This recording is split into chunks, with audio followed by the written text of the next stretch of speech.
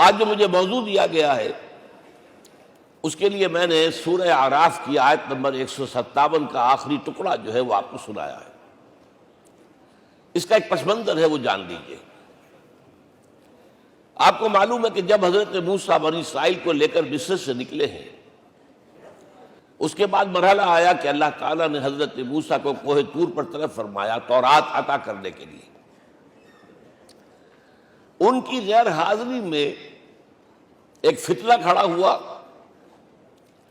اور کچھ لوگوں نے ایک بچڑا بنا کر اس کی پرستش شروع کر دی بنی اسرائیل میں سے، سامری کا بنایا ہوا بچڑا۔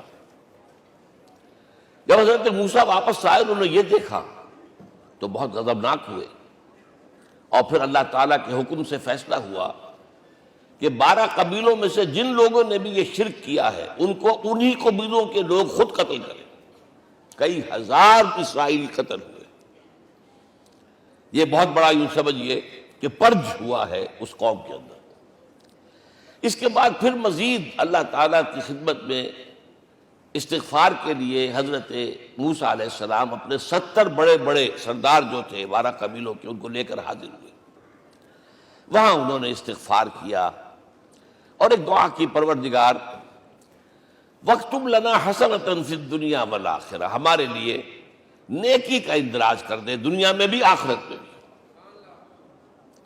جواب ملا اللہ تعالیٰ کی طرف سے، دیکھو عذاب تو میں جس کو چاہوں گا دوں گا، اور ویسے میری رحمت ہر شے کے ساتھ موجود ہے، ہر شے کا وجود میری رحمت سے ہے، لیکن ایک میری خاص رحمت ہے جو میں لکھ رکھوں گا ان لوگوں کے لیے جو میرے نبی امی آخری رسول ان پر ایمان لائیں گے صلی اللہ علیہ وسلم۔ وہ جب آئیں گے اور وہ نیکی کا حکم دیں گے، بدی سے روکیں گے، پاکیزہ چیزوں کو حلال قرار دیں گے، ناپاک چیزوں کو حرام قرار دیں گے، نوع انسانی کے اوپر جو بوجھ تھے جو اس وقت ہوں گے ان کو اتاریں گے۔ وہ جب آئیں گے تو جو لوگ فَالَّذِينَ آمَنُوا بِهِ نمبر 1، وَعَزَّرُوهُ نمبر 2، وَنَصَرُوهُ نمبر 3، وَاتَّبَعُوا النُّورَ الَّذِي أُنزِلَ مَعَهُ أُولَٰئِكَ هُمُ الْمُفْلِحُونَ۔ جو لوگ ان پر ایمان لائیں گے، ان کی تعظیم اور توقیر کریں گے، ان کی مدد کریں گے، اور جو نور ان کے ساتھ نازل کیا جائے گا یعنی قرآن، اس کی پیروی کریں گے، وہ ہوں گے جو فلاح پانے والے ہوں گے، میری خصوصی رحمت سے حصہ ان کو ملے گا۔ اب یہاں پہلے تو دعا کر لیجئے، اللہم ربنا اجعلنا منہم، اے اللہ ہم سب کو ان میں شامل فرما دے جو تیرے نبی کے ساتھ تعلق کی ان 4 بنیادوں کی شرائط کو پورا کر سکے، تقاضوں کو پورا کر سکے۔ اب ذرا ان میں سے ایک ایک کو لیجئے۔ ایمان جانی پہچانی چیز ہے، ایمان جسے کہتے ہیں، اس کی تشریح میں جانے کی ضرورت نہیں، وقت بھی محدود ہے، لیکن ایک بات سمجھنے کی ہے بہت ضروری۔ ایمان کے 2 لیول ہیں۔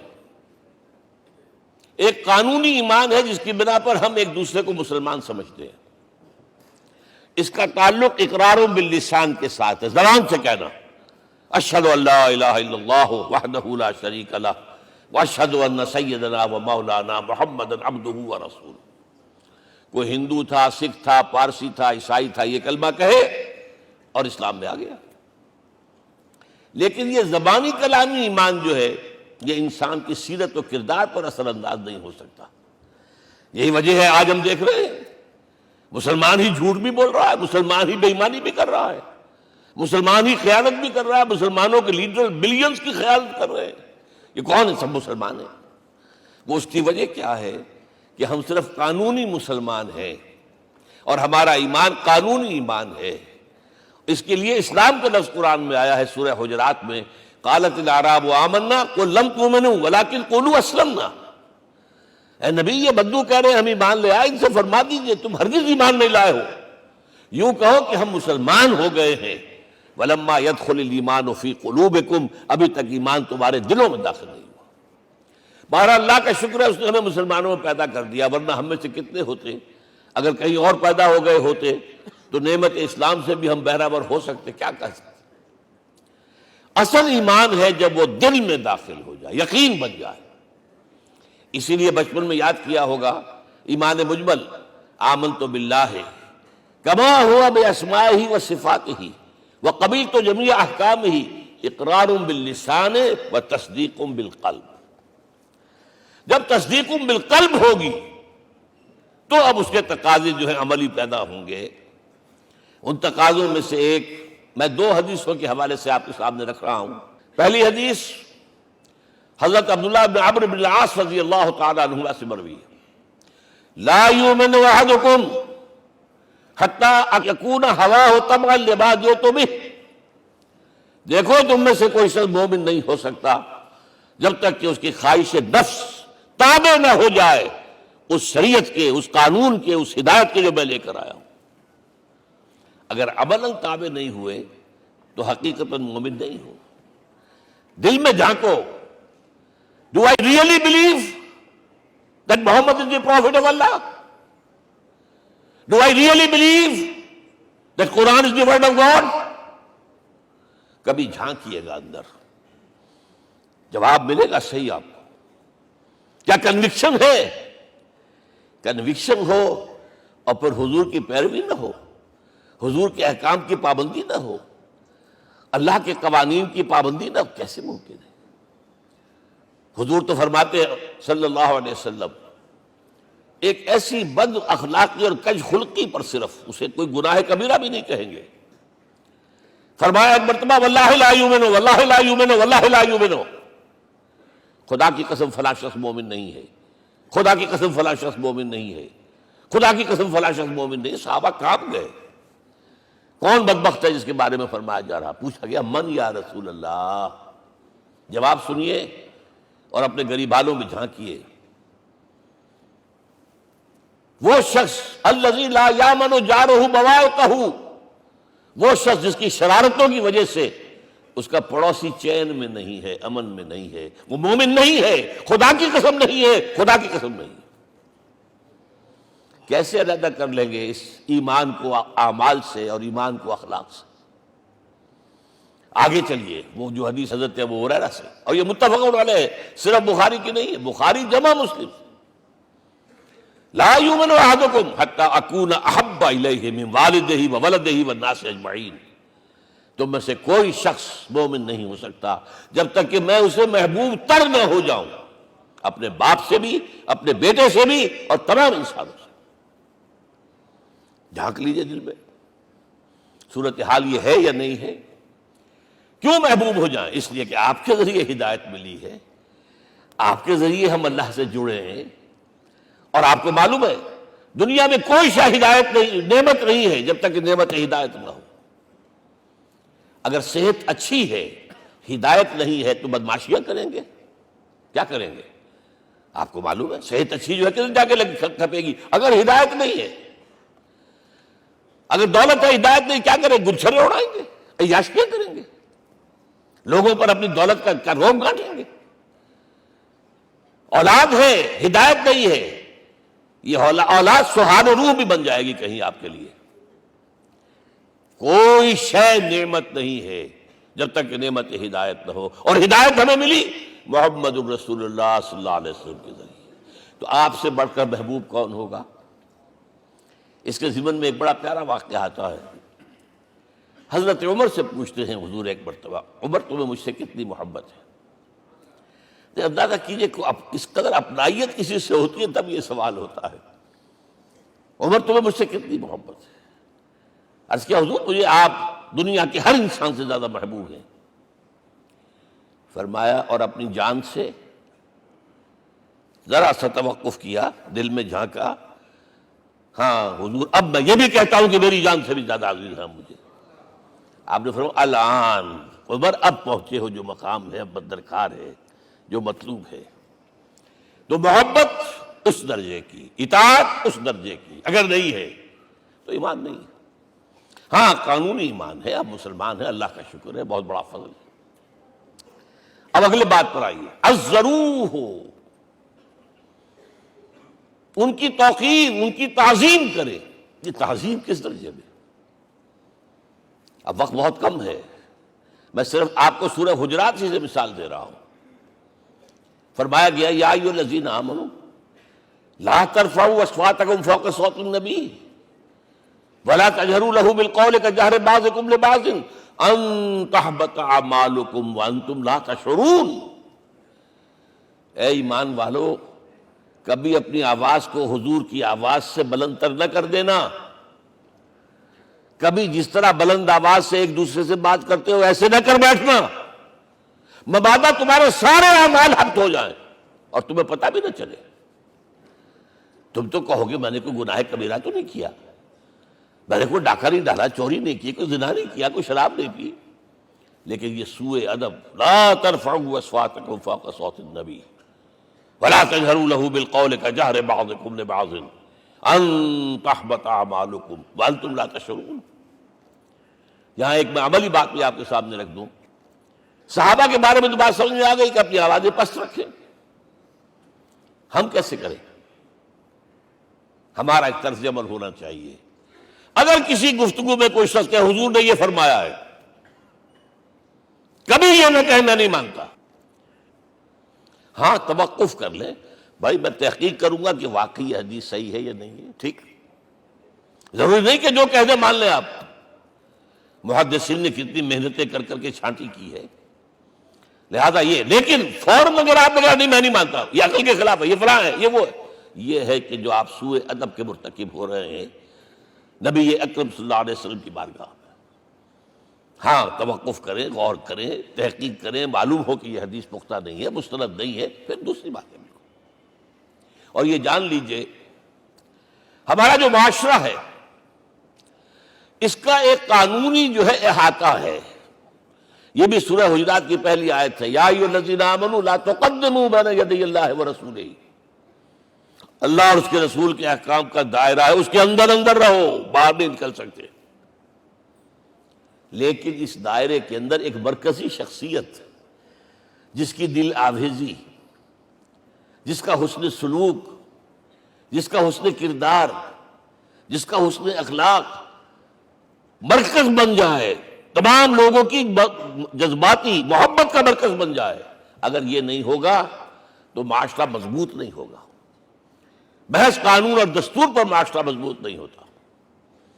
کسی شخصیت، اب آپ کو معلوم ہے آخر ہندوستان کے معاشرے میں گاندھی کا ایک مقام ہے کہ نہیں ہے؟ آخر یہ سارا معاملہ چل رہا ہے اسی کے گرد کے نہیں؟ ماؤ تنگ کے معاملہ ہے ہی کہ نہیں ہے؟ یہ سارا معاملہ دنیا میں عام لوگ کہہ دیتے، ریشنلسٹ لوگ، کہ ان چیزوں کی کیا ضرورت ہے، بھائی قانون دیکھنا چاہیے، دستور دیکھنا چاہیے، حکم دیکھنا. نہیں بھائی، جذباتی وابستگی کہ ایک ہستی تو ایسی ہو کہ جس کے کچھ کہنے پر فوراً زبانیں بند ہو جائیں. اور اس کا نقشہ میں سعودی عرب میں دیکھتا ہوں، اگر وہاں کے دو بدو لڑ رہے ہوں سخت اور ایک دوسرے کو کھانے کو دوڑ رہے ہوں، کوئی شخص کہتے صلی علی النبی، فوراً خاموش. معلوم ہوتا ہے آگ کے اوپر کسی نے پانی ڈال دیا، خاموش، صلی علی النبی، صرف یہ کہنے سے. یہ جذباتی وابستگی اگر محمد سے نہیں ہے صلی اللہ علیہ وسلم تو آپ کا معاشرہ کبھی مضبوط نہیں ہوگا. یہ مرکزی شخصیت، یہ مرکز ہے. اسی لیے ان کے احترام کا یہ درجہ ہے، کیونکہ اس سے کیا ہوگا، تمہارا شیرازہ بکھر جائے گا. اگر ان کے ساتھ جذباتی محبت نہیں ہوگی تمہارا شیرازہ بکھر جائے گا. یہ آیا معاملہ. اب میں آپ کو بتانا چاہتا ہوں تہذیب. ہمارے ہاں اصل میں بدقسمتی سے ہم سیرت کی تقریریں کرتے ہیں، حضور کی عظمت بیان کرنے کی کوشش کرتے ہیں. کچھ لوگ تو خیر حضور کی زلفیں ہیں، حضور کی آنکھیں ہیں، حضور کی کملی ہے، حضور کا سایہ نہیں تھا وغیرہ، یہ باتیں اپنی جگہ ہیں، ہر چیز ٹھیک ہے. لیکن یہ جان لیجئے حضور کی اصل عظمت ایک نبی اور رسول کی حیثیت سے ہے، اور وہ شے وہ ہے جہاں جبرائیل کے بھی پر جل رہے ہیں. اس کی حقیقت کون جانتا ہے؟ میں ایک مثال دے رہا ہوں آپ کو کہ حضور 100 میں مثال رکھا کرتے تھے. آج روزہ رکھا، شام کو افطار نہیں کیا، وہ رات کو چل رہا ہے روزہ، اگلے روز پھر وہ کنٹینیو کر رہا ہے شام تک. 2 دن کا 100 میں مثال، 3 دن کا بھی رکھتے تھے. صحابہ نے اجازت چاہی، حضور ہمیں بھی اجازت دے دیں. نہیں، آج کے حضور آپ تو رکھتے ہیں، ہمیں منع کرتے ہیں۔ اب سنیے، ایکم مثلی، تمہیں سے کون ہے مجھ جیسا؟ ابھی تو عند ربی، میں تو اپنے رب کے پاس رات گزارتا ہوں۔ ہوا یطعمنی ویسقین، وہ مجھے کھلاتا اور پلاتا ہے۔ کیا سمجھیں گے ہم؟ کیا ہماری سمجھ میں آئے گا؟ یہ معاملہ نبوت کے جو اسرار و رموز ہیں، ان کا جو مقام اور مرتبہ ہے، وہ کوئی نبی پہچان سکتا، غیر نبی تو پہچان ہی نہیں سکتا۔ ایک ڈاکٹر کا کیا مقام ہے اپنے فن میں، وہ کوئی ڈاکٹر ہی سمجھ سکے گا نا، غیر ڈاکٹر کہاں سمجھے گا؟ اور حقیقت میں وہی سمجھے گا جو اس سے بھی اوپر کا ڈاکٹر ہے، نیچے والا تو نہیں سمجھ سکتا۔ جو کمتر ہے وہ تو صرف اوپر دیکھے گا، اللہ اللہ خیر صلی اللہ۔ جو اوپر ہے اور ظاہر ہے محمد سے اوپر کوئی نہیں صلی اللہ علیہ وسلم۔ یہی وجہ ہے، دیکھیے شیخ سعدی کو کیا کہنا پڑا، یا صاحب الجمال و یا سید البشر من وجهك المریر قد نور القمر لا يمكن الثناء كما كان حقه بعد از خدا بزرگ توئی قصہ مختصر۔ اے محمد صلی اللہ علیہ وسلم، آپ کی ثنا جیسے کہ حق ہے ہو ہی نہیں سکتی۔ غالب اس سے بھی آگے گیا ہے، میں بات ابھی آپ کو سناتا ہوں شعر اس کا۔ آپ کی ثنا کا حق ادا ہو ہی نہیں سکتا، بس ہم یہ جانتے ہیں اللہ کے بعد آپ کا مقام۔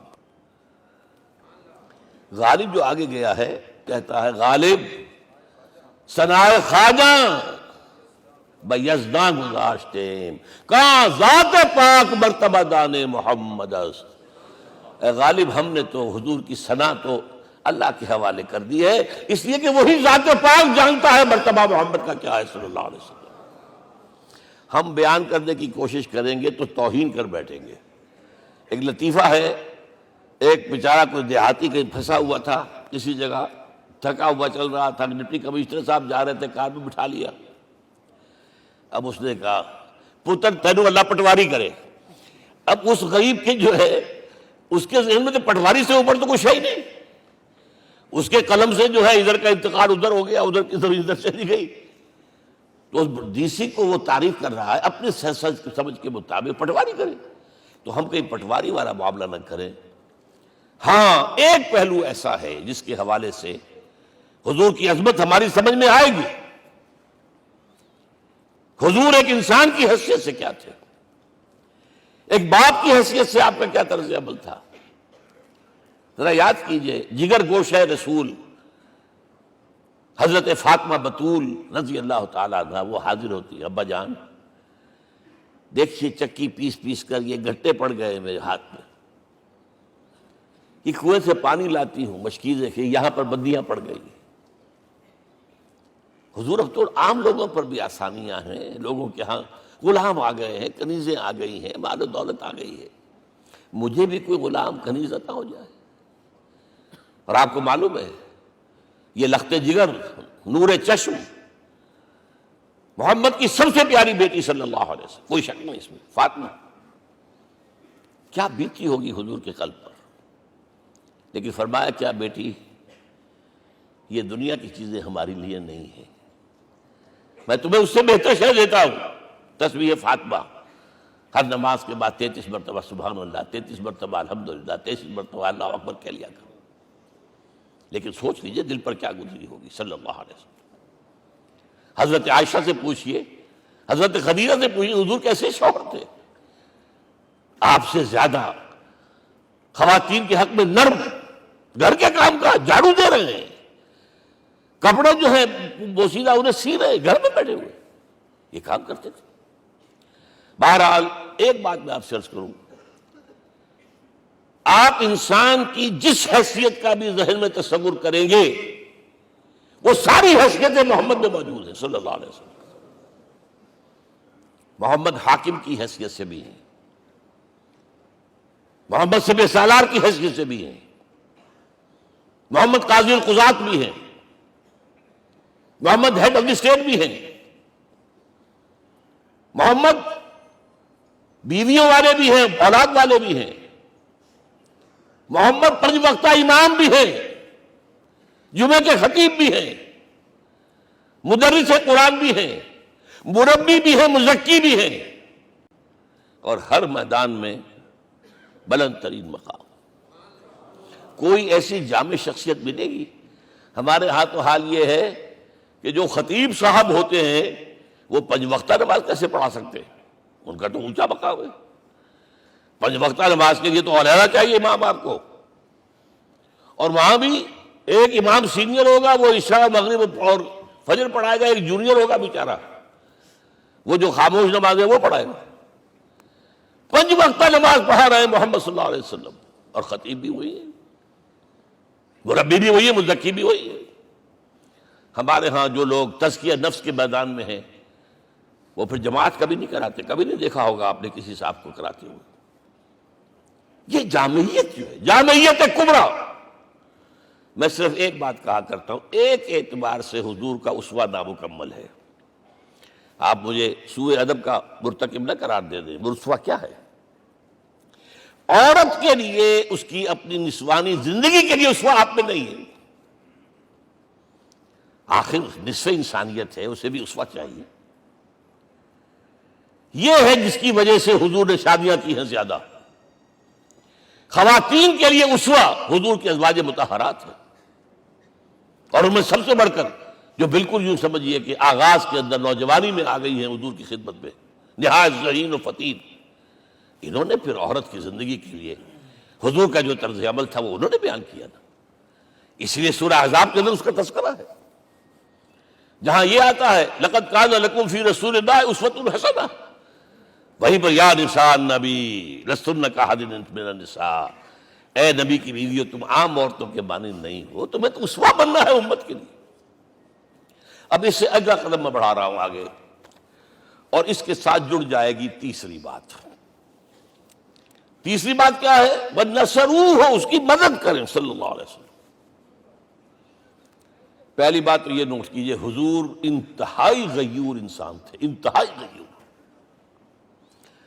یہ کہا جاتا ہے کہ اگر حضور گھوڑے اس میں سوار ہوتے تھے اونٹ پر، اور آپ کا کوڑا نیچے گر گیا تو آپ یہ کسی سے نہیں کہتے تھے کہ ذرا یہ میرا کوڑا مجھے پکڑا دینا، یہ بھی گوارا نہیں تھا۔ آپ اونٹ بٹھا کر نیچے اتر کر اپنا کوڑا خود اٹھاتے تھے۔ کسی سے اپنے ذاتی کام کے لیے کوئی مدد مانگنا امکان ہی نہیں۔ بلکہ ایک واقعہ تو وہ ہے جب بھی میں تذکرہ کرتا ہوں میری آنکھوں میں آنسو آ جاتے ہیں۔ یہ ہجرت کے وقت کا واقعہ ہے۔ آپ کو معلوم ہے حضور نے تمام مسلمانوں کو مکے سے جانے کی اجازت دے دی، چلے جاؤ مدینے، چلے جاؤ مدینے، آپ خود تھے موجود، اس لیے کہ رسول اپنے مقام کو نہیں چھوڑ سکتا وداؤٹ ایکسپریس پرمیشن فرام اللہ سبحانہ وتعالی۔ اب حضرت ابوبکر پوچھ رہے ہیں حضور اجازت آ گئی؟ نہیں آئی، آ گئی نہیں آئی، دن گزر رہے ہیں۔ حضرت عائشہ کی روایت ہے کہ ایک روز ہم نے دیکھا دوپہر کے وقت آ رہے ہیں حضور، کپڑے سے اپنا سر جو ہے ڈھانپا ہوا ہے۔ عرب میں دوپہر کے وقت وزٹ کرنا جو ہے یہ ان کے خلاف دستور ہے، ان کی تہذیب کے خلاف ہے، یہ قیلولے کا وقت ہوتا۔ تو حیران ہوئے، آتے ہی فرمایا ابوبکر ہجرت کی اجازت ہو گئی۔ اب انتہائی خوشی سے اور بڑی امید میں کہ بڑی شاباش ملے گی، حضرت ابوبکر فرماتے ہیں، عرض کرتے ہیں حضور میں نے 2 اونٹیاں تیار کر رکھی ہیں، خوب کھلا پلا کے انہیں فرما کیا ہوا ہے، یہ ہجرت میں ہمارے کام آئے گی۔ حضور تھوڑا سا توقع فرماتے ہیں، پھر کہتے ہیں اچھا ٹھیک ہے، ایک میں استعمال کروں گا لیکن میں اس کی قیمت ادا کروں گا۔ حضرت ابوبکر رو پڑے، حضور مجھ سے یہ مغایرت، سائے کے طرح کے ساتھ رہنے والا، اس سے یہ مغایرت، ذرا سے اشارے پر اپنی کم سن بیٹی پیش کر دی نکاح کے اندر، اس سے یہ مغایرت، رو پڑے۔ لیکن حضور کی اپنی غیرت تھی، میں قیمت دوں گا۔ اب بتائیے مدد کا کہ یہ درکار تھی؟ مدد تھی ان کے مشن کے لیے۔ مشن 2 حصوں میں تھا، اس کو جانیے، آج کچھ علمی باتیں آ رہی ہیں۔ حضور کے مشن کے 2 حصے، ایک ابتدائی جو تمام انبیاء اور رسول کا تھا، ایک تکمیلی جو صرف محمد کا صلی اللہ علیہ وسلم۔ ابتدائی کیا ہے؟ اللہ کی طرف دعوت، تبلیغ۔ جو دعوت قبول کر لیں ان کے لیے بشارت، بشیر کہ تمہارے لیے آخرت میں جنت ہے، نعمتیں ہیں۔ رد کر دیں ان کے لیے نذیر، خبردار کرنے والے، جہنم کے لیے تیاری کر لو۔ داعی اللہ، اللہ کی طرف بلانے والے، سراجا منیرا، روشنی کے چراغ۔ یہ حیثیتیں مشترک ہیں تمام انبیاء کرام۔ تمام انبیاء بشیر بھی تھے، نذیر بھی تھے، داعی بھی تھے، سراج منیر بھی تھے، اگرچہ ان تمام حیثیتوں میں بھی حضور کا سب سے اونچا مقام علیحدہ نمایاں ہے، لیکن حیثیتیں بنیادی طور پر مشترک۔ ایک حیثیت تکمیلی، اور وہ کیا ہے؟ اے نبی، جو دین آپ کو دیا گیا ہے صرف تبلیغ نہیں، صرف تعلیم نہیں، اس کو قائم کر کے دکھاؤ ایک نظام زندگی کی حیثیت سے۔ 3 مرتبہ قرآن میں یہ الفاظ حضور کے لیے آئے ہیں، هو الذی ارسل رسولہ بالہدی ودین الحق لیظہرہ علی الدین کلہ۔ 3 دفعہ سورہ توبہ میں یہ الفاظ آئے، سورہ صف میں یہ الفاظ آئے، سورہ فتح میں یہ الفاظ آئے۔ وہی اللہ جس نے بھیجا ہے اپنے رسول کو صلی اللہ علیہ وسلم، الہدا، قرآن حکیم، ہدایت کاملہ، اور نمبر 2 دین حق۔ یہ 2 چیزیں دے کر بھیجا، کس لیے؟ تاکہ اس دین کو غالب کرے پورے نظام زندگی پر۔ یہ معاملہ ذرا سوچئے، اور یہ حضور کے لیے 3 دفعہ، اور کسی اور نبی کے لیے 1 دفعہ بھی نہیں۔ قرآن مجید کے اس نقطے کو ذہن نشین کر لیجیے۔ اصل میں یہ کیا ہے؟ اسے ہم یوں کہیں گے، ایک ہے نبوت و رسالت، ایک ہے تکمیل نبوت و رسالت۔ ہمارے ہاں ختم نبوت کے اوپر تو زور دیا گیا ہے، اور صحیح دیا گیا ہے، ایمان کا ہمارا جز ہے۔ حضور کے بعد کسی نے بھی دعویٰ کیا نبوت کا، وہ جھوٹا کذاب دجال، جس نے مانا وہ بہرحال دائرہ اسلام سے خارج ہے، اور جو بھی کچھ ہوا کرے وہ۔ یہ چونکہ قانونی بات تھی اس لیے اس کا حق ادا کیا علماء کرام نے، واقعہ یہ ہے کہ اس میں کوئی کمی نہیں رکھی، لیکن حضور کی فضیلت اس میں نہیں ہے۔ فرض کیجئے کہ نبوت چلی آ رہی تھی ہموار طور پر، ایک جگہ آ کے ختم ہو گئی، تو فضیلت کون سی ہوئی؟ نہیں، نبوت و رسالت تدریجاً ترقی کرتے ہوئے اپنے نقطۂ عروج کو پہنچ کر ختم ہوئی، یہ ہے فضیلت۔ اب آپ سوچئے، الہدا دیا گیا حضور کو، تو کیا تورات میں ہدایت نہیں تھی؟ سورہ اعراف کی آیت ہے، سورہ مائدہ کی، انا انزلنا التوراۃ فیہا ھدی ونور، ہم نے نازل کی تھی تورات، اس میں ہدایت بھی تھی، نور بھی تھا۔ ہم مانتے ہیں اللہ کی کتاب تھی۔ وہی فرمایا ہے انجیل فیہا ھدی ونور، اس میں ہدایت بھی تھی، نور بھی تھا۔ پھر یہ الہدا قرآن آیا، یہ کیا ہے؟ ہدایت نے درجہ بدرجہ ترقی کرتے ہوئے قرآن میں آ کر کامل ہو گئی، ہدایت کامل۔ وجہ کیا ہے؟ انسان کا شعور بھی تو درجہ بدرجہ بڑھا ہے۔ ایک وقت تھا ہمارا بچپن تھا، فکر کے اعتبار سے، سوچ کے اعتبار سے، علم کے اعتبار سے، ہمارے آباء و اجداد کبھی جو رہتے تھے غاروں کے اندر یا کبھی آئے ہیں تو کیا تھا ان کے پاس؟ اب اس وقت جو ہے کسی کو آپ پرائمری کے بچے کو پی ایچ ڈی ڈاکٹر رکھ دیجئے ٹیوٹر، تو کیا پڑھائے گا تو وہی جو پرائمری کا بچہ سمجھ سکے۔ لہذا وہ جو کہا گیا تھا آدم کو اس زمین کی خلافت دیتے، فَإِمَّا يَأْتِيَنَّكُم مِّنِّي هُدًى فَمَن تَبِعَ هُدَايَ فَلَا خَوْفٌ عَلَيْهِمْ وَلَا هُمْ يَحْزَنُونَ۔ یہ ہدایت رفتہ رفتہ آئے گی آئے گی۔ اور یہ بات جان لیجئے، پروفیسر ڈاکٹر محمد شریف نے جو کتاب لکھی ہے فلسفے کی تاریخ پر، اس میں بتایا ہے کہ 1200 برس انسانی تاریخ کے بہت ہی پروڈکٹیو ہے فلسفیانہ فکر کے لیے۔ From 600 BC to 600 AD 1200 years, سارے فلسفے اسی میں پیدا ہوئے۔ سقراط، مختار، افلاطون اور یہ سب نکل گئے، اور کنفیوشس بھی آ گیا، تاؤ بھی آ گیا، اور بدھ بھی آ گیا، جین بھی آ گیا، سب آ گئے۔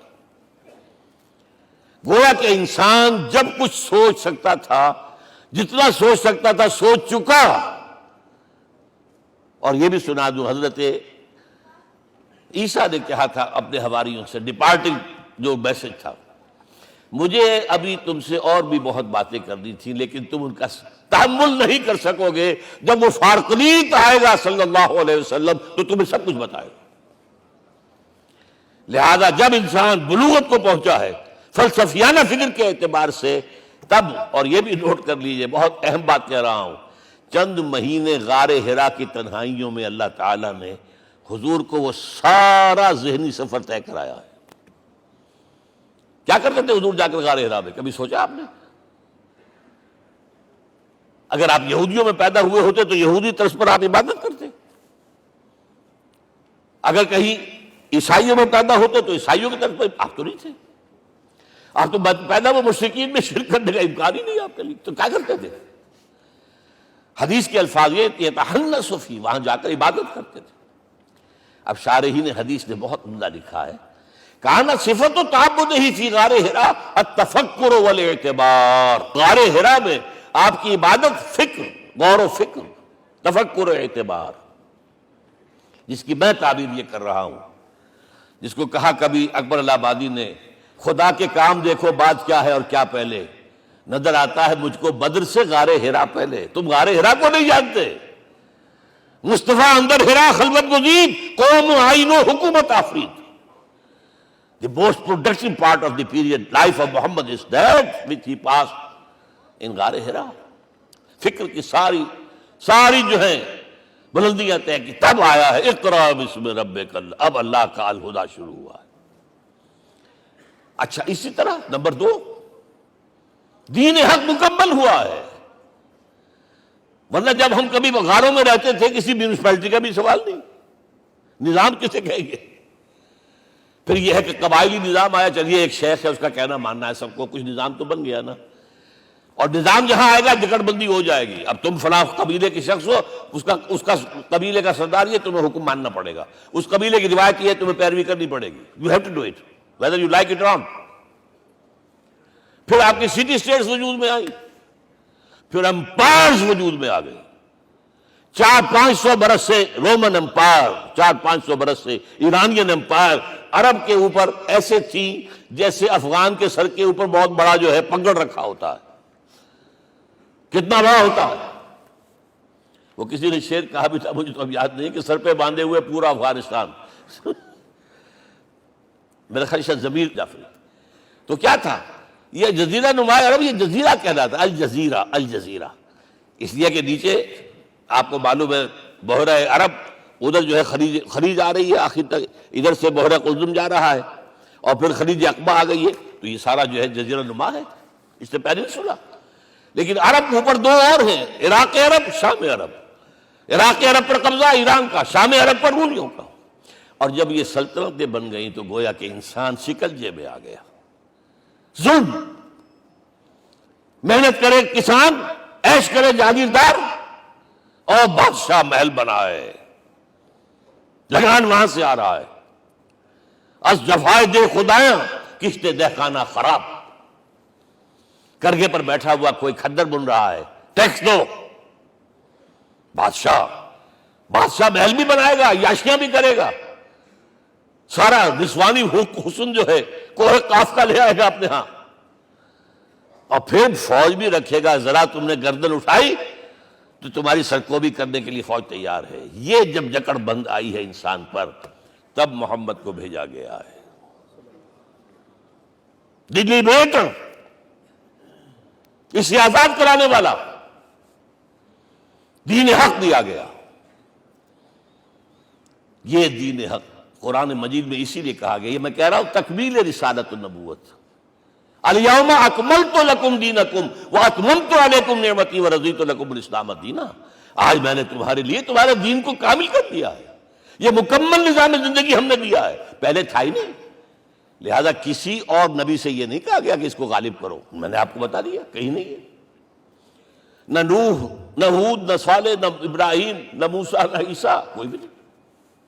اور حضور سے کہا گیا یہ دین اب غالب کرو۔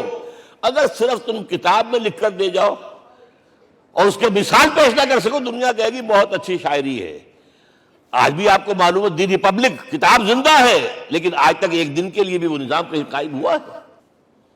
ہم یہی کہیں گے کہ ٹھیک ہے، یہ جو ہے ایک خواب ہے، اللہ اللہ سر، اس کے سوا کیا یوٹوپیا ہے؟ اس نظام کو قائم کر کے دکھاؤ۔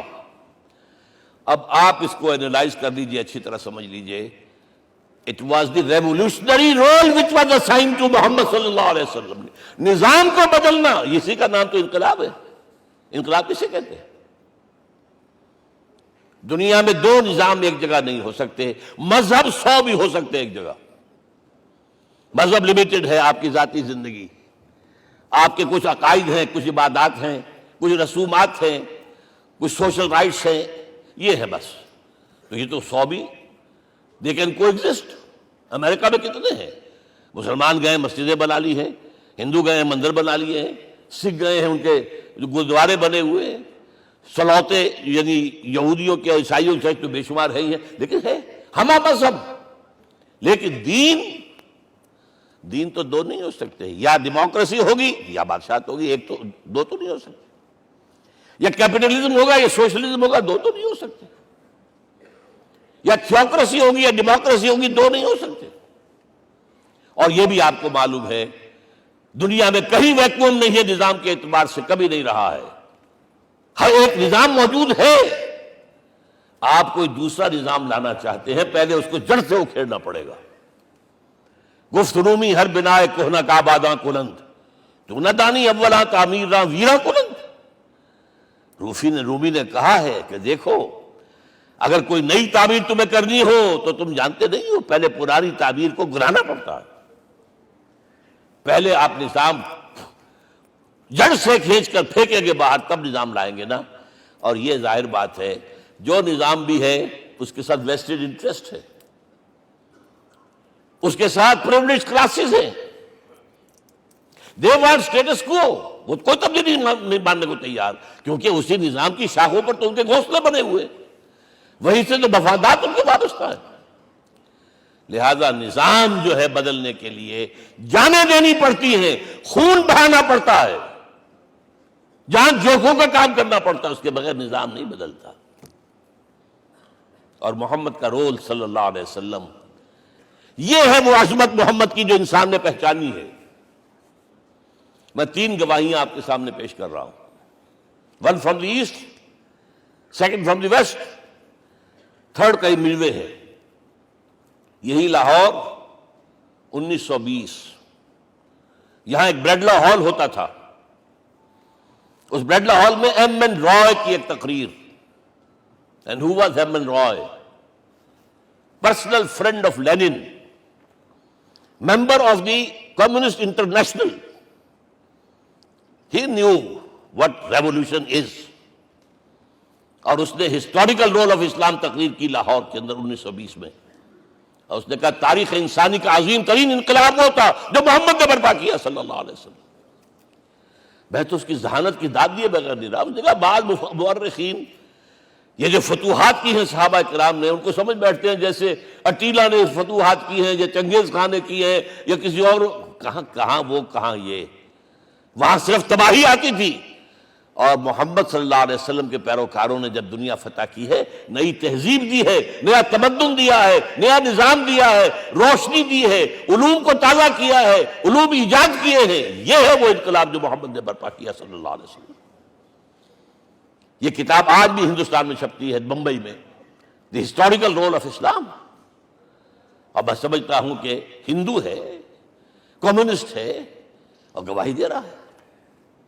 دوسرا، یہ تو چونکہ بڑی ریسنٹ پاسٹ کی بات ہے، ڈاکٹر مائیکل ہارٹ ایک کتاب لکھتا دی 100، اور اس کا سب ٹائٹل کیا ہے؟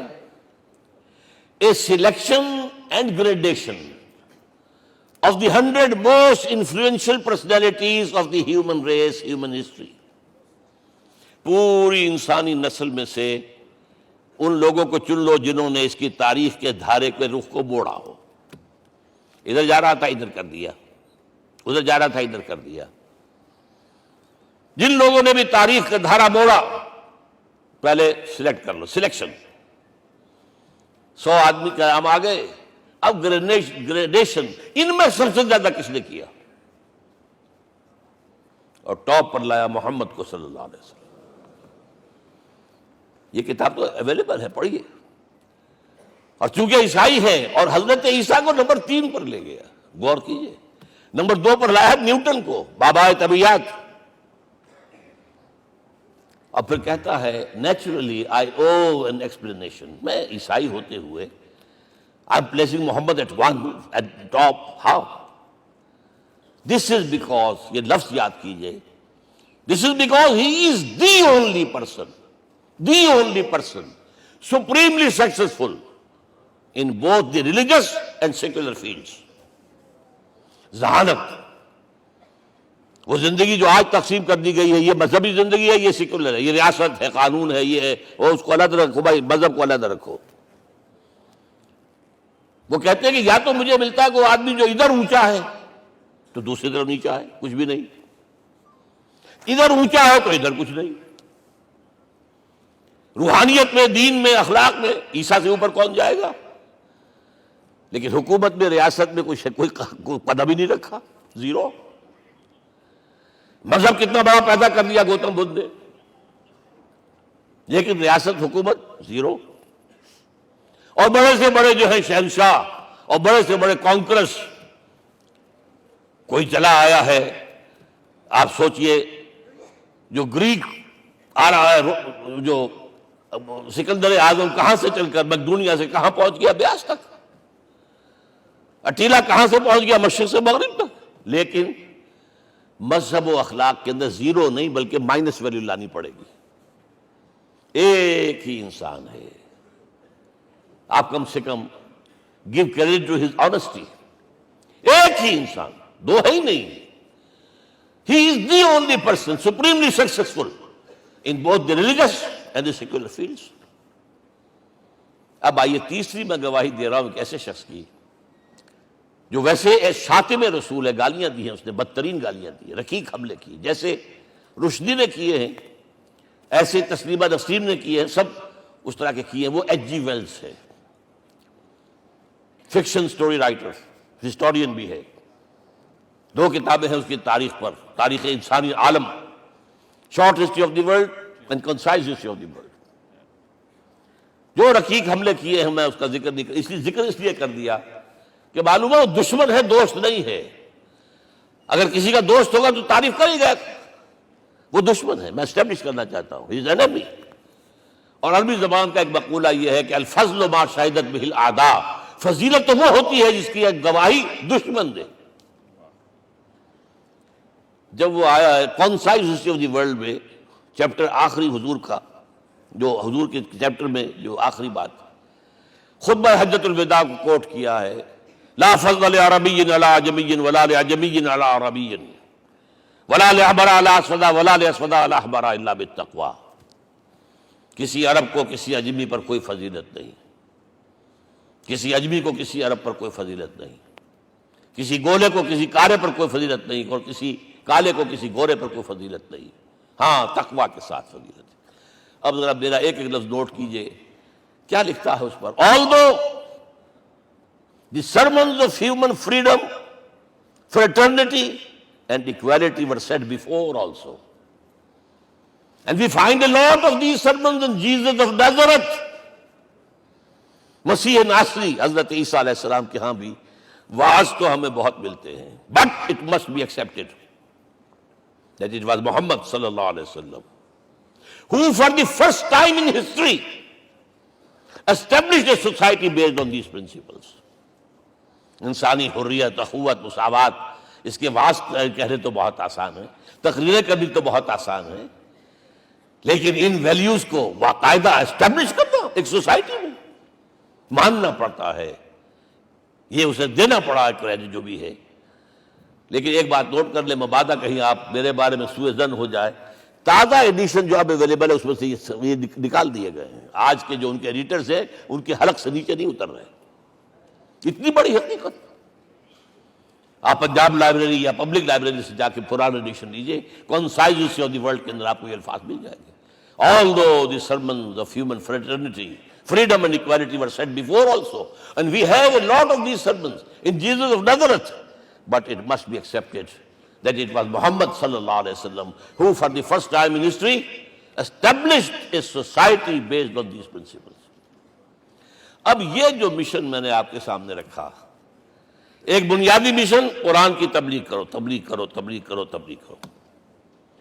یا ایھا رسول بلغ ما انزل الیک من ربک وان لم تفعل فما بلغت رسالتہ. نمبر 2، جو دین حق دیا اسے غالب کرو، قائم کرو، نافذ کرو، اس کی مثال پیش کرو دنیا کے سامنے. ان دونوں میں مدد درکار تھی محمد الرسول اللہ کو. جیسے حضرت مسیح نے کہا تھا، وَإِذْ قَالَ عِيسَىٰ ابْنُ مَرْيَمَ لِلْحَوَارِيِّينَ مَنْ أَنصَارِي إِلَى اللَّهِ، کون ہے میرا مددگار اللہ کی راہ میں. جیسے کہ اللہ فرماتے سورہ حدید میں، بڑی پیاری آیت ہے، بڑی ریولوشنری آیت ہے، بلکہ میں لفظ استعمال، بڑی ننگی انقلابی آیت ہے قرآن مجید کی. اتنا صاف اللہ تعالیٰ ہی سچ بول سکتا ہے، کوئی اور تو ضرور کہیں نہ کہیں اس کے اوپر کوئی کپڑا ڈال کے بات کرے گا. آیت نمبر 25 آف سورۃ الحدید، لقد ارسلنا رسلنا بالبینات، ہم نے اپنے رسولوں کو بھیجا واضح نشانیوں کے ساتھ، معجزات کے ساتھ. وانزلنا معهم الکتاب والمیزان، ان کے ساتھ کتاب اتاری، شریعت اتاری، میزان اتاری، نظام اتارا. لِيَقُومَ النَّاسُ بِالْقِسْطِ، تاکہ لوگ عدل پر قائم ہوں. اس لیے کتاب کیوں بھیجی، رسول کیوں بھیجے، نبی کیوں بھیجے، وحی کیوں بھیجی؟ تاکہ لوگ عدل پر قائم ہوں. یہ اس سے بڑی آیت کوئی ہوگی؟ عدل اجتماعی، سوشل جسٹس. اب اگلا ٹکڑا پڑھیے، وَأَنزَلْنَا الْحَدِيدَ، ہم نے لوہا بھی اتارا ہے. فِيهِ بَأْسٌ شَدِيدٌ، اس سے اسلحہ بنتا ہے، جنگی قوت ہے. وَلِيَعْلَمَ اللَّهُ مَن يَنصُرُهُ وَرُسُلَهُ بِالْغَيْبِ، اور اللہ دیکھ لینا چاہتا ہے کون ہے اس کے وفادار بندے جو لوہے کی طاقت کو ہاتھ میں لے کر اللہ اور اس کے رسول کی مدد کرتے ہیں. دین اللہ کا، اسے قائم کرنا اللہ کی مدد ہے، اسے قائم کرنا محمد کا فرض ہے، اس کے جد و جہد کرنا محمد کی مدد ہے صلی اللہ علیہ وسلم. یہ تھی نصرت. اور یہ نصرت آپ کو معلوم ہے حضور کی زندگی میں صحابہ نے کرام نے کی ہے کہ نہیں کی؟ جو شخص ایمان لایا فوراً داعی بن گیا، فوراً. ابو بکر ایمان لائے، اور 6 جو ہیں عشرہ مبشرہ میں سے چوٹی کے صحابہ، وہ ان کی دعوت پر ایمان لائے. سعد ابن ابی وقاص، طلحہ، زبیر، عثمان، سعید ابن زید، یہ سب کون ہیں؟ حضرت ابو بکر کی دعوت. نوجوان ہیں. مصعب بن عمیر کو گھر سے نکال دیا چچا نے، اور برہنہ کر کے نکالا ہے کم وقت نے، اس لیے کہ باپ مر گیا تھا، بہت دولت چھوڑ گیا تھا. ماں نے بڑے ناز و نام میں پالا تھا. کہتے 200 درہم کا جوڑا اس کا بن کر آتا تھا شام سے. جیسے کبھی ہم کہتے تھے کہ پنڈت نہرو کے کپڑے جو ہے پیرس سے سل کر آتے ہیں. اور جہاں سے گزر جاتا تھا مصعب، اتنا اس نے لگایا ہوتا تھا عطر کے پوری گلی جو ہے وہ خوشبو سے جو ہے بھر جاتی تھی. چچا نے بلایا، تم جو یہ گلچھرے کر رہے ہو اپنے باپ کی دولت پر نہ، اور تم اسے کہتے ہو کافر، نکل جاؤ گھر سے. وہ چلنے لگے. He was a teenager. چلنے لگے. وہ سمجھا تھا کہ میرے یہ کہنے سے اس کے تو اس کو تارے نظر آ جائیں گے، یہ فوراً جو ہے توبہ کرے گا، پلٹ آئے گا. چلنے لگے تو اسے اور غصہ آیا، یہ کپڑے بھی اسی باپ کے ہیں، اتارو. وہی اتارے کپڑے. مادرزاد برہنہ ہو کر ماں کے پاس گئے. ماں نے آنکھوں پر ہاتھ رکھا، مصعب کیا ہوا ہے؟ فرمایا امی میں موحد ہو گیا ہوں. یہ ہے توحید. اور اب جا کر حضور کے دامن میں بیت ارقم میں اب ہمہ وقت کارکن ہے. قرآن اتر رہا ہے، پڑھ رہے ہیں، سمجھ رہے ہیں. قرآن اتر رہا ہے، یاد کر رہے ہیں، یاد کر رہے ہیں. اور اس کے بعد جب کہا تھا مدینے والوں نے بیعت عقبہ اولیٰ پر کہ حضور ہمارے سے آپ کی ملاقات تو سال کے بعد ہی ہوگی، درمیان میں تو آپ کو معلوم ہے خونریزی ہے، کوئی قافلہ بچ کے نہیں آ سکتا، تو اب آپ ہمیں کوئی اپنا شاگرد دیجئے. مصعب بن عمیر کو حضور نے کہا جاؤ ان کے ساتھ. وہاں ان کا نام پڑ گیا المقری، پڑھانے والا، قرآن پڑھانے والا. 75 آدمی اگلے سال لے کر آ گیا ہے، اور اسی سے بیعت عقبہ ثانیہ ہوئی ہے، اور ہجرت کا راستہ کھل گیا. اور اس کو ایک دفعہ حضور نے دیکھا، مسجد کے دروازے کے سامنے سے گزر رہا تھا مصعب، پھٹا ہوا کمبل تھا جس میں لپیٹا ہوا تھا. حضور کی آنکھوں میں آنسو آ گئے. غزوہ احد میں شہید ہوا کس طرح؟ علم بردار تھا، ایک ہاتھ پر وار پڑا ہے، کٹ کے گر گیا، ایک ہاتھ سے تھاما، دوسرے پر بھی گر گیا، دونوں جو بچے ہوئے حصے تھے اس سے تھاما. پھر جب ختم ہو گئے اس کے بعد جو ہے جب دفن کر رہے تھے تو حضور کے سامنے پرابلم لایا گیا. مصعب کے جسم پر تو کوئی کپڑا ہی نہیں تھا سوائے ایک چادر کی، ایک دھوتی. اللہ اللہ خیر اللہ. اور شہید کا کفن ہوتا ہے اس کا اپنا لباس. حضور وہ اتنا چھوٹی ہے وہ چادر کہ پاؤں ڈھانپتے ہیں تو سر کھل جاتا ہے، سر ڈھانپتے ہیں تو پاؤں کھل جاتے ہیں. فرمایا سر کو ڈھانپ دو کپڑے سے اور پیروں پر گھاس ڈال دو. That was the last dress which Musab got. تو یہ لوگ جو تھے محمد رسول اللہ والذین معہ، یہ ساتھی حضور کے جنہوں نے حضور کے مشن میں آپ کا ساتھ دیا. اور ایک خاص مرحلے کا تو میں آپ کے سامنے ذکر ہی کر دوں، اس لیے کہ دین کی اقامت، دین کا غلبہ، اس میں تو جہاد اور قتال آئے گا لا محالہ. Nobody is going to allow you to change the system. اگر سسٹم بدلتا ہے تو اس کے ساتھ جو مفادات بدلتے ہیں وہ ختم ہو جاتے ہیں، جو پرولیجز ہیں وہ ختم ہو جاتے ہیں. لہذا جب غزوہ بدر کا مرحلہ آیا ہے، حضور نے مجلس شورا منعقد کی اور آپ نے جو وحی سے آپ کو بتا دیا گیا تھا، دیکھو ایک قافلہ آ رہا ہے شمال سے، مال غنیمت سے لدا پھدا ہے اور 50 صرف اس کے ساتھ محافظ ہیں. ایک لشکر آ رہا ہے جنوب سے گیل کانٹے سے لیس، اور اللہ نے وعدہ کیا ہے کہ ایک پر ضرور تمہیں فتح دے گا، بتاؤ کدھر چلے. یہ اصل میں کسی بھی سپہ سالار کے لیے وقت ہوتا ہے کہ اپنے ساتھیوں کے مورال کا اندازہ کرے. کچھ ہوں گے ہم جیسے کمزور بھی، انہوں نے کہا کہ حضور پہلے قافلے کی طرف چلے، آسانی سے فتح بھی ہو جائے گی اور ہتھیار مل جائیں گے ہمیں. ہمارے پاس تو ہتھیار بھی نہیں ہے، گنتی کے لوگوں کے پاس تلواریں بھی نہیں سب کے پاس، تو 50 آدمیوں کے ہتھیار تو ملیں گے. پھر لشکر سے نپٹ لیں. اب حضور کہہ رہے ہیں اشیرونی اشیرونی اشیرونی.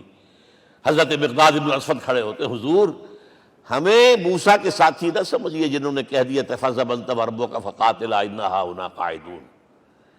ہم موسیٰ کے ساتھی نہیں ہیں، ہم آپ کے جانثار ہیں. آپ جو آپ کی نیت ہے آپ بسم اللہ کیجیے، ہم آپ کو کیا پتہ ہمارے ذریعے آپ کو اللہ تعالیٰ آنکھوں کی ٹھنڈک عطا فرمائے.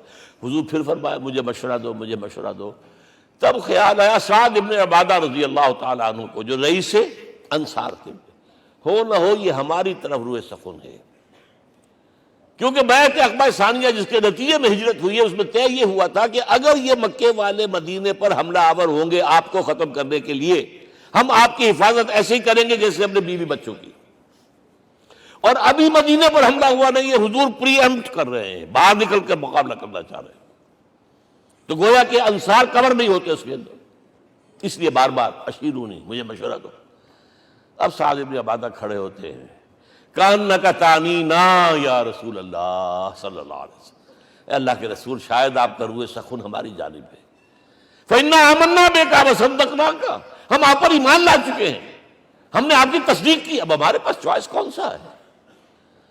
اگر آپ آگے چلیں ہم پیچھے چلیں گے، اگر برق الغماد تک پہنچیں گے ہم اپنی اونٹنیوں کو دبلا کر دیں گے. یمن کا آخری شہر جو ہے برق الغماد، اور اگر آپ ساحل سمندر پر کھڑے ہو کر اپنی سواری سمندر میں ڈالیں گے ہم بھی ڈال دیں. بہرحال یہ مراحل ہیں کہ جن سے گزر کر حضور نے اللہ کے دین کو غالب کیا اور قائم کیا، اور اس ہر سطح پر، ہر مرحلے پر صحابہ کرام نے آپ کا ساتھ دیا. جہاں آپ کا پسینہ گرا وہاں انہوں نے اپنی خون کی ندیاں بہا دی.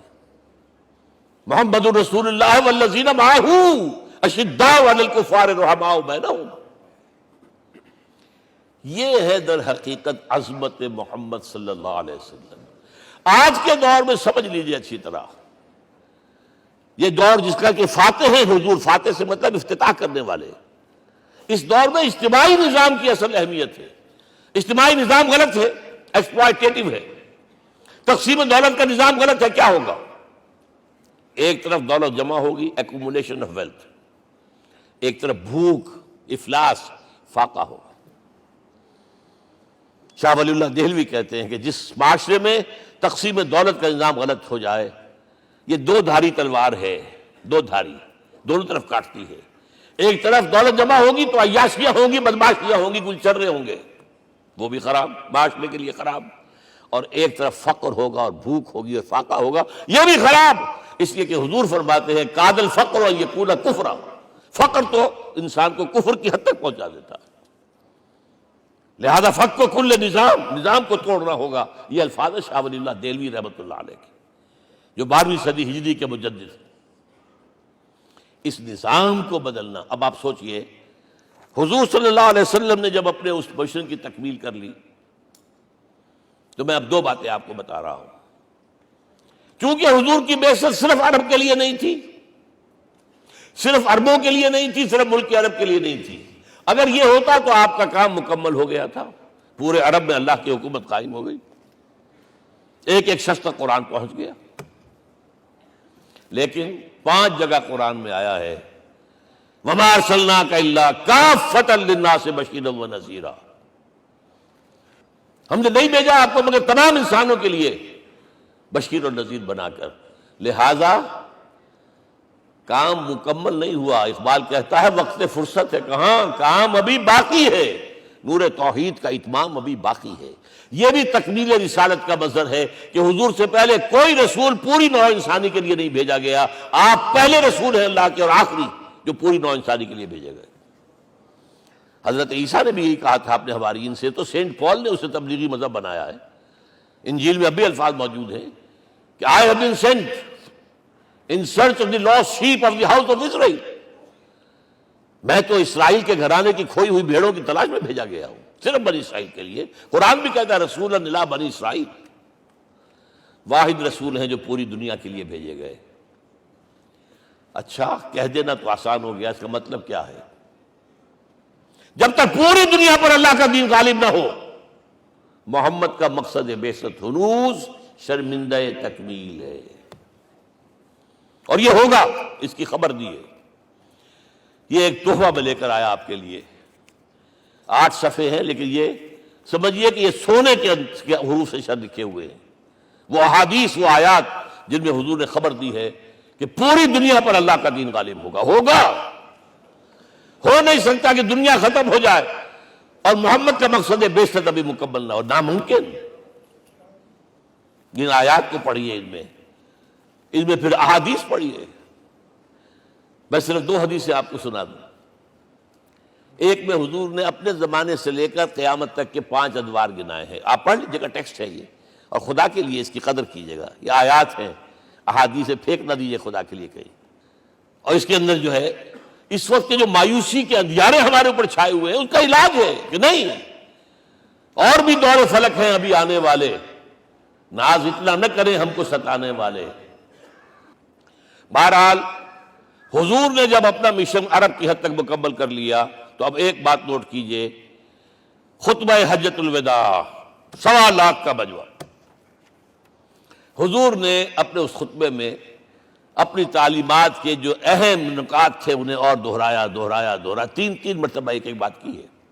لاؤڈ اسپیکر تو تھا نہیں، پہلے آپ ادھر رخ کرتے تھے، آپ کہتے تھے کچھ، ادھر لوگ آدمی آگے کھڑا ہوا اس کو آگے پہنچاتا اور آگے پہنچاتا تھا، پھر آپ سامنے رخ کر کے کہتے تھے، پھر بائیں طرف رخ کر کے 3 مرتبہ، ایک لفظ 3 مرتبہ۔ آخر میں ایک سوال کیا ہے، الا هل بلغت، دیکھو لوگوں میں نے پہنچا دیا یا نہیں؟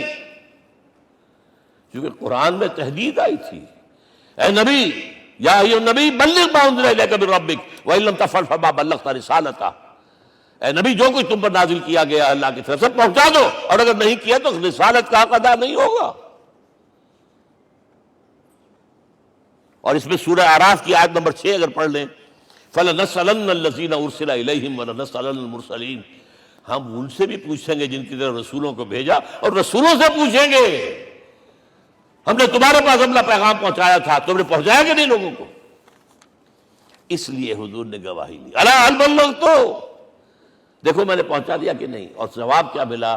انا نشہد انک قد بلغت الرسالۃ وادیت الامانۃ ونصحت الامۃ وکشفت الغمۃ، ہم گواہ ہیں حضور آپ نے رسالت کا حق ادا کر دیا، امانت کا حق ادا کر دیا، ہماری خیر خواہی کا حق ادا کر دیا، اور گمراہی کے اندھیرے جو ہے انہیں چھانٹ کر رکھ دیا۔ اب آپ نے آسمان کی طرف نگاہ کی، انگشت شہادت سے وہی 3 مرتبہ اللہم اشہد اللہم اشہد اللہم اشہد، اللہ تو بھی گواہ ہے، یہ مان رہے۔ یہ ہے سائی آف ریلیف، یہ بوجھ جو میرے کندھے پر آیا تھا اِنَّا سَنُلْقِي عَلَيْكَ قَوْلًا ثَقِيلًا، یہ اب منتقل ہو گیا، اب امت کو منتقل ہوا۔ لہذا آخری لفظ کیا تھا؟ فَلْيُبَلِّغِ الشَّاهِدُ الْغَائِبَ، اب جو یہاں موجود ہیں ان کا فرض ہے کہ پہنچائیں ان کو جو یہاں نہیں ہے۔ میں صرف تمہارے لیے رسول نہیں ہوں، ایک ایک فرد نوع بشر تک دنیا میں جو اس وقت ہے، اور ایک ایک فرد نوع بشر جو آخر تک آئے گا قیامت تک، اس تک قرآن پہنچانا تمہارے ذمہ ہے۔ ہم نے نہیں پہنچایا، اسی لیے آج ہم اللہ کے عذاب میں ہیں۔ آج کیوں ذلیل کے کل تک نہ تھی پسند گستاخی فرشتہ ہماری جناب میں؟ 1.5 بلین مسلمان، لیکن عزت نام کی کوئی شے ہے؟ G7 G9 G11 G13 G15 کوئی مسلمان بھی ہے ان میں؟ نہ 3 میں نہ 13 میں، نہ G7 میں نہ G15 میں، نن۔ اتنی بڑی تعداد، سیکیورٹی کونسل میں کسی سیٹ کی امید ہے؟ نن۔ آپ کے وسائل پر ان کا قبضہ ہے، آپ کی ٹیکسیشن کے احکام وہاں سے آ رہے ہیں۔ ریٹس بڑھاؤ، چینی کے اس کے بڑھاؤ، اور فلاں کے بڑھاؤ، اور بجلی کے بڑھاؤ، اور تیل کے بڑھاؤ، کیا ہو رہا ہے؟ کیوں ذلیل ہے؟ اور نمبر 2، آج دنیا میں خون اگر بہ رہا ہے تو صرف مسلمان کا ہو گیا، مانند آب ارزا مسلمان کا لہو۔ 60 سال سے کشمیر اور فلسطین، پھر درمیان میں صومالیہ، چچنیا، کوسوو، یہ سب بوسنیا، پھر آپ کو معلوم ہے فلپائنز، پھر جو کچھ ہوا افغانستان میں، اور جو کچھ ہوا اب ہو رہا ہے، جو کچھ ہوا عراق میں۔ یہ کیوں ہے؟ We are criminals number 1. We have not done our duty. ہم نے قرآن کو اپنا امام نہیں بنایا، دوسروں کے سامنے کیا پیش کریں گے؟ ہمارا اپنا سارا نظام سود کے اوپر مبنی ہے۔ بہرحال پہلا فرض یہ ہے، اب اس کو پہنچاؤ، اور یہاں تک فرمایا بلغوا عنی ولو آیۃ، پہنچاؤ میری جانب سے چاہے ایک ہی آیت، preach on my behalf۔ یہ کام جو ہے جو کہا گیا تھا، واقعہ یہ کہ میں 50 برس سے کر رہا ہوں، یہ آج کی بات نہیں ہے۔ تکمیل اور تدوین فن میں جو بھی حفیظ کا حصہ ہے، نصف صدی کا قصہ ہے، 2-4 برس کی بات نہیں۔ میں میڈیکل کالج کے زمانے سے درس قرآن دے رہا ہوں، جب یہ طلبہ کے اجتماعات کے درمیان درس قرآن ہوتا تھا، جماعت اسلامی کا رکن تھا تو درس قرآن ہوتا تھا، اور اس کے بعد سے میری زندگی کا بیشتر وقت اس میں لگا، بیشتر اور بہتر۔ یہ حضور کا حکم ہے، پہنچاؤ میری جانب سے چاہے ایک آیت پہنچاؤ۔ اچھا، نمبر 2، اب حکم دیا گیا، اس کی مثال میں دے رہا ہوں آپ کے سامنے۔ جب ایران کے ساتھ جنگ شروع ہوئی ہے تو سپہ سالار افواج ایران رستم نے وفد بلایا ایک، اے عربو، تم پہلے بھی ہم پر حملے کیا کرتے تھے، لیکن پہلے لوٹ مار کر کے واپس چلے جاتے تھے۔ یہ جان لیجئے، یہ ہسٹری کا ایک موقع ہے خاص، کہ ایک سیٹلڈ سویلائزیشنز ہوتی ہیں، اور ایک وہ جو رہتے ہیں سطح مرتفع پر، وہاں پانی نہیں ہوتا، وہ فصل کہاں سے آ جائے گی، یا ریگستان میں جو وہاں بستے ہیں وہ کیا کرتے ہیں؟ وہ وقتاً فوقتاً جاتے ہیں، جھپٹا مارتے ہیں، لوٹ مار کرتے ہیں، لے کر وہاں سے دولت آتے ہیں، اسی پر ان کی گزارا تھا۔ تم پہلے بھی آیا کرتے تھے، لوٹ مار کر کے چلے جاتے، اس دفعہ پیچھا بھی چھوڑ رہے، وجہ کیا؟ ایسی پیاری، یہ کئی روایتوں میں آیا ہے، الفاظ مختلف ہو سکتے ہیں۔ جو مسلمان وفد کا سربراہ تھا اس کا جواب سنیے، انا قد ارسلنا، دیکھو رستم، پہلے ہم خود آتے تھے، اب ہمیں بھیجا گیا ہے، اللہ نے بھیجا محمد کو، محمد نے بھیجا ہمیں صلی اللہ علیہ وسلم۔ کس لیے؟ لنخرج الناس من ظلمات الجہالت الى نور الایمان ومن جور الملوک الى عدل الاسلام۔ اس لیے بھیجا گیا ہمیں کہ نوع انسانی کو شرک اور کفر کی جہالتوں سے نکال کر ایمان کی روشنی میں لائیں، اور بادشاہوں کے ظلم و ستم کے پنجے سے نجات دلا کر عدل اسلام. دیکھو ہمارا خلیفہ چٹائی پر بیٹھتا ہے عمر رضی اللہ تعالی عنہ، اس کے تو کوئی خدم و حشم نہیں ہے، کوئی باڈی گارڈ نہیں ہے. ایک آیا تھا سفیر ایران کا، مدینے میں آ کر گھوما پھرا، کوئی محل نظر نہیں آیا اسے. پوچھتا ہے مسلمانوں سے اینا ملک، بھائی تمہارا بادشاہ کہاں ہوتا ہے؟ جواب ملا لیسا لنا ملکن بل لنا امیر، ہمارا کوئی بادشاہ نہیں، ہمارا امیر ہے. کہاں ہے بھائی؟ ہمارے بیت المال کے کچھ اونٹ گم ہو گئے تھے کہ بھائی ملے نہیں، ہمارا خلیفہ تلاش کرنے گیا. اب اس نے کسی کو لیا ہوگا آئیڈینٹیفائی کر سکے، ڈھونڈ کر جا کر ایک جگہ دیکھا، دھوپ تیز ہو گئی تھی، حضرت عمر تھک گئے تھے، لہذا ایک درخت کے سائے میں اپنے کوڑے کا تکیہ بنا کر لیٹے ہوئے استراحت فرما رہے ہیں. کوئی خادم نہیں، کوئی خدم و حشم نہیں، کوئی باڈی گارڈ نہیں. اس وقت وہ کھڑے ہو کر کہتا ہے عمر تم عدل کرتے ہو، تمہیں کوئی خوف نہیں ہے. ہمارے بادشاہ ظلم کرتے ہیں، وہ لوگوں کا خون پیتے ہیں، انہیں ہر وقت ڈر رہتا ہے، انہیں اونچی اونچی فصیلیں چاہیے، انہیں باڈی گارڈ چاہیے، انہیں حفاظتی دستے چاہیے.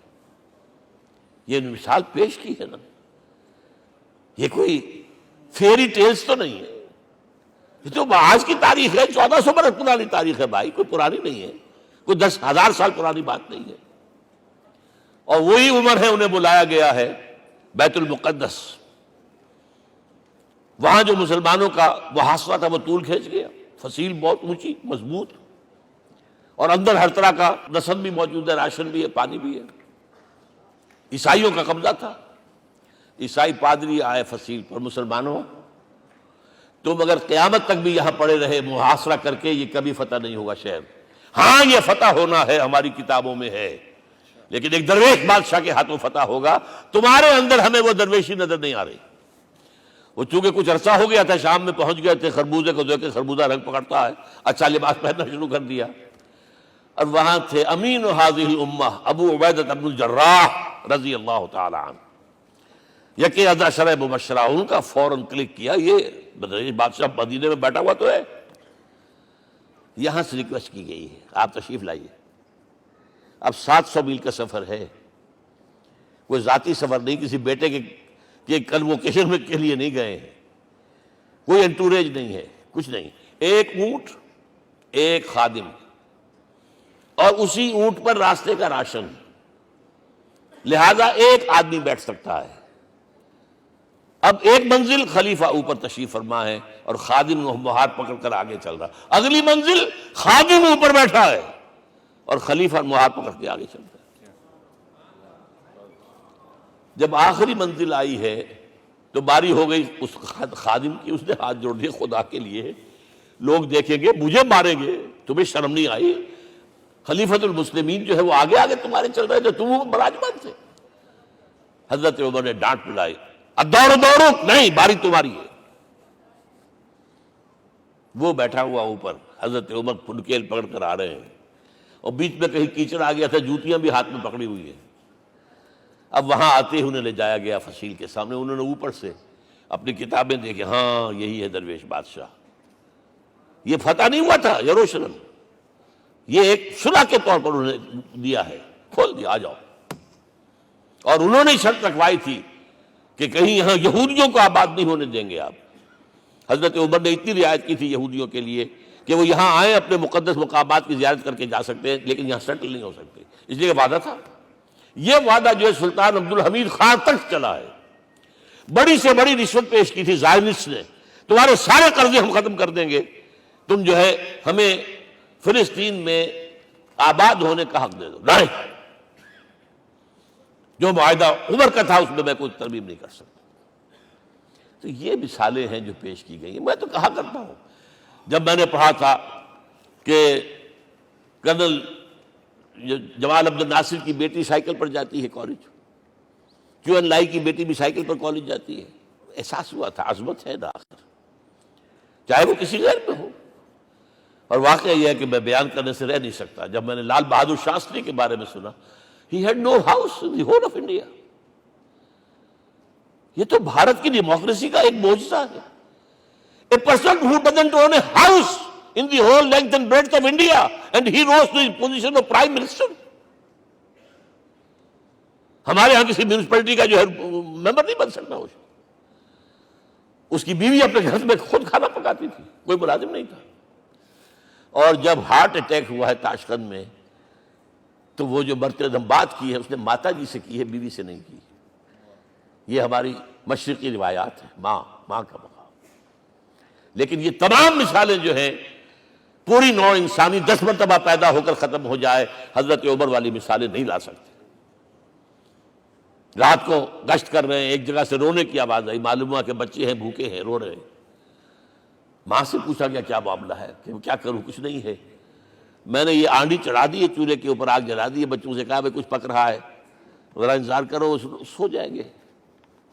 کانپ گئے، ایسے گئے سیدھے بیت المال، آٹے کی بوری اپنے غلام سے کہا میرے کندھے پر رکھ، میں پہلے چلتا ہوں۔ نہیں، قیامت کے دن تم میرا بوجھ نہیں اٹھا سکو گے۔